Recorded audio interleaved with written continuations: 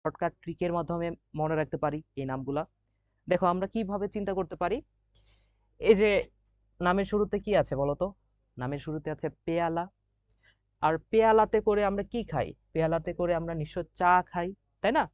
তো এই নামটা একটু খেয়াল করে দেখো, এখানে CHA, নামের মধ্যে কিন্তু চা কথাটা উল্লেখ করা আছে, তাই না? তাহলে পেয়ালা আকৃতির যে ক্লোরোপ্লাস্টটা, তার নামের মধ্যে আছে চা। তো আমরা যদি পুরা নামটা মুখস্থ নাও করি, তারপরেও কিন্তু আমরা পরীক্ষায় অ্যান্সার করতে পারবো। কারণ কি, পরীক্ষায় MCQ যেহেতু, আমাদের অপশন থাকবে 4টা। এই 4টা অপশনের মধ্যে যে অপশনটাতে তুমি দেখবা চা আছে, সেটাই তোমার অ্যান্সার হবে, তাই না?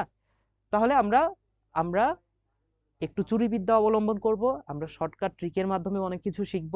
আমরা আহ, কিভাবে অ্যান্সার করতে হয় পরীক্ষায়, কিভাবে অ্যান্সার করলে তুমি 25টাতে 25টা MCQ অ্যান্সার করতে পারবা, সেই বিষয়টা আমরা ভালো করে দেখব।